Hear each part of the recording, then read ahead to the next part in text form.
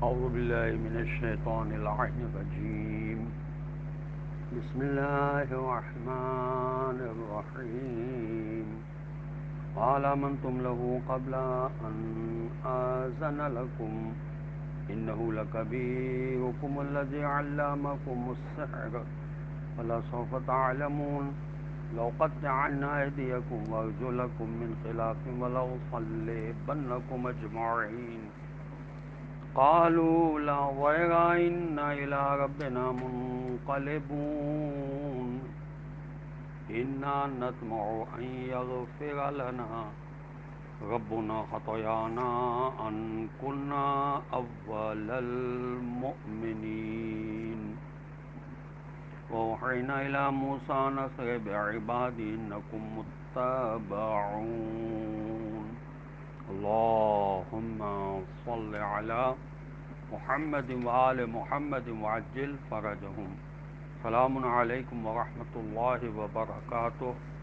اللہ تبارک و تعالیٰ کا شکر ہے کہ میں نے سورہ شعراء جو قرآن مجید کا 26 نمبر کا سورہ ہے اس کی 4 آیات کی تلاوت کا شرف حاصل کیا، جن کے نشانات ہیں 49 سے لے کر 52 تک. آیت نمبر 49 کا ترجمہ یہ ہے کہ فرعون نے کہا، اس سے پہلے کہ میں تمہیں اجازت دیتا تم نے حضرت موسیٰ علیہ السلام کو مان لیا. ضرور یہی تمہارا وہ بڑا گرو ہے جس نے تمہیں جادو سکھایا ہے. اچھا، ابھی تمہیں حقیقت معلوم ہوئی جاتی ہے. اب میں لازمی طور پر تمہارے ہاتھ پاؤں مختلف سمتوں سے کٹوا دوں گا اور تم سب کے سب کو سولی پر لٹکا دوں گا.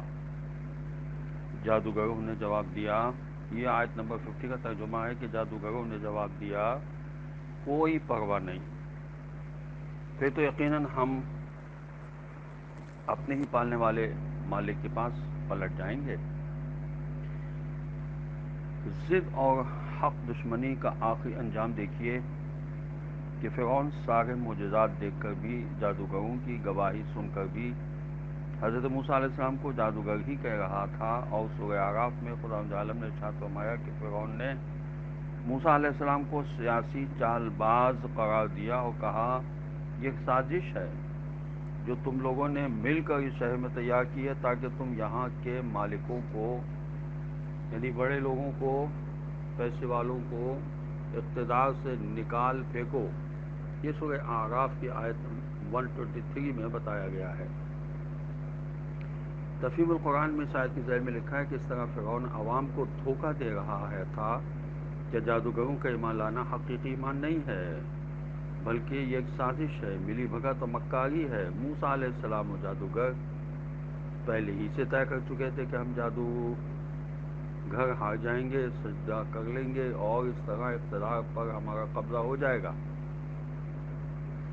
تفسیر نمونہ میں اس آیت کی ذیل میں لکھا ہے کہ کیونکہ فرعون سالہ سال سے حکمرانی کر رہا تھا، لہذا اسے قطعاً یہ امید ہی نہ تھی کہ اس کی اجازت کے بغیر کوئی بھی تنکا ہل سکتا ہے. اس لیے پہلے تو اس بات پر بگڑا کہ جادوگر میری اجازت کے بغیر کیسے ایمان لے آئے. پھر غنڈہ گردی پر اتر آیا اور جادوگروں کو قتل کرنے کی دھمکیاں دینے لگا، وہ بھی سخت اذیت دے دے کر. ہر دور کے جابر ظالم حکام یہی طریقہ انبیاء علیہ السلام، اوصیاء علیہ السلام اور مومنین کے ساتھ اختیار کرتے رہے ہیں.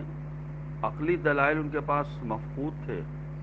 جب کوئی دلیل ان کے پاس نہیں ہوتی تھی تو وہ اپنی مادی طاقت استعمال کر کے ان کو قتل کرا دیتے تھے.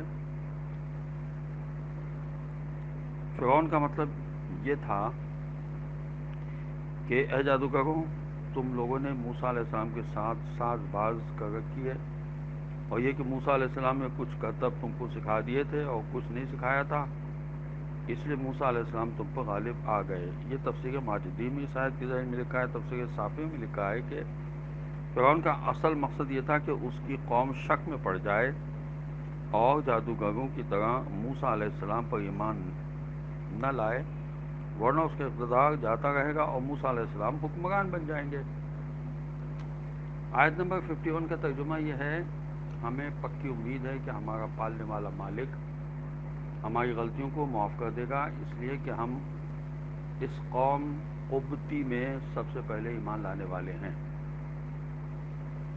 پھر جادوگروں نے اس کلام کو آگے بڑھا کر اعتراف کیا کہ ہم ماضی میں بہت گناہ کر چکے ہیں، کہ ہم خدا کے رسول حضرت موسیٰ علیہ السلام کے مقابلے پر آ کھڑے ہوئے تھے، ہم نے فرعون جیسے بدماش کا ساتھ دیا تھا، حق سے جنگ کی، گمراہی میں اپنی زندگی گزاری، مگر ہمیں اپنے قتل ہو جانے اور ایمان لانے سے یہ امید ہے کہ ہمارا مالک ہمارے گناہ معاف کر دے گا، کیونکہ ہم سب سے پہلے اس پر ایمان لائے ہیں، اس لیے ہم تمہاری دھمکیوں سے نہیں ڈرتے۔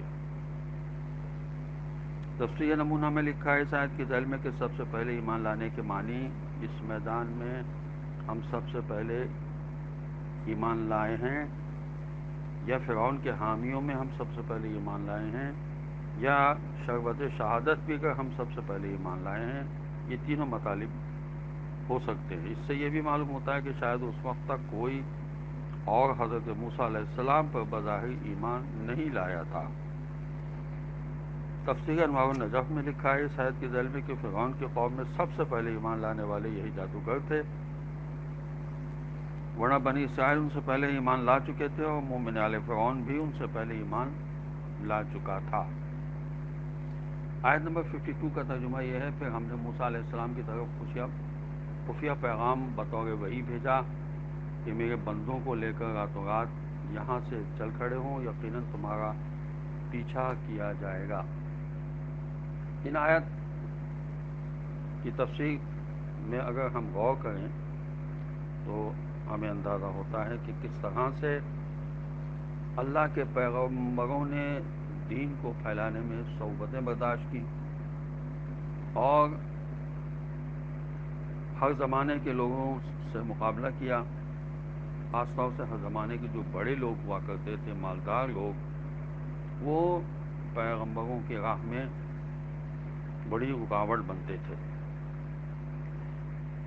جب عبادت گاہوں کے کاہنوں جادوگروں کی طرف سے ایمان لانے کا اعلان ہوا تو فرعون کی شہنشاہیت کی قانونی حیثیت متزلزل ہو گئی، کیونکہ وہ اپنے آپ کو سورج کے دیوتا کا شرعی اور قانونی نمائندہ تصور کرتا تھا۔ کہنے لگا میری اجازت سے پہلے ایمان کیوں لائے؟ موسیٰ علیہ السلام تمہارا بڑا جادوگر ہے معاذ اللہ، جس نے تمہیں جادو سکھایا ہے۔ یہ دونوں باتیں رائے عامہ کو گمراہ کرنے کے لیے تھیں، ورنہ کسی نے معلوم کہ یہ جادوگر حضرت موسیٰ علیہ السلام کے شاگرد نہیں تھے، ان کا تعلق موسیٰ علیہ السلام سے نہیں تھا، خود فرعون سے تھا۔ نہ ہی حضرت موسیٰ علیہ السلام اور جادوگروں میں کوئی سابقہ رابطہ رہ چکا تھا۔ پھر بھی فرعون نے دھمکی دی، لَأُقَطِّعَنَّ أَيْدِيَكُمْ، یہ دھمکی اس غرض سے دی گئی تھی کہ میں تمہارے ہاتھوں کو کاٹ دوں گا، کہ وہ اپنے اس ایمان سے تائب ہو جائیں اور یہ اقرار کر لیں کہ ہمیں یہ سب کچھ موسیٰ علیہ السلام نے معاذ اللہ پڑھایا تھا۔ لیکن فرعون اس میں کامیاب نہیں ہوا، اور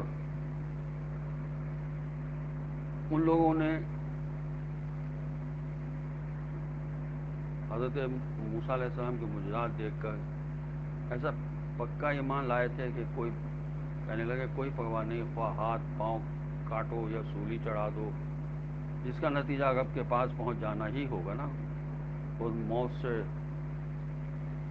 جب ایمان پکا دل میں آ جائے تو پھر آدمی نہیں ڈرا کرتا بلکہ موت کی تمنا کیا کرتا ہے۔ اور قوم فرعون میں اول المومنین ہونے کا شرف حاصل ہوا ان جادوگروں کو، اور اول المومنین ہونے کی وجہ سے عیسیٰ و ایمان کی مثال قائم ہو جاتی ہے، جسے آنے والی نسلیں مشعل راہ بناتی ہیں۔ اس لیے مغفرت کی امید کا اظہار ہوا۔ ایمان و عیسیٰ کے بعد مغفرت کی امید رکھنی چاہیے۔ اس واقعے کے بعد سے لے کر بنی اسرائیل کے خروج تک کے واقعات سورہ اعراف میں بھی بیان ہوئے ہیں، اور واقعہ سحر میں کامیابی کے بعد حضرت موسیٰ علیہ السلام نے ایک عرصہ مصر میں گزارا۔ بنی اسرائیل اس واقعے کے بعد حضرت موسیٰ علیہ السلام پر ایمان لے آیا، اور فرعون کی اسیری سے نجات کے لیے ساری امیدیں بھی حضرت موسیٰ علیہ السلام سے وابستہ رکھیں۔ چنانچہ اللہ تعالیٰ کی طرف سے یہ حکم ملتا ہے کہ رات کے وقت نکل پڑیں، اور ساتھ یہ خبر بھی دی کہ فرعون تمہارا تعاقب کرنے والا ہے۔ السلام علیکم ورحمۃ اللہ وبرکاتہ۔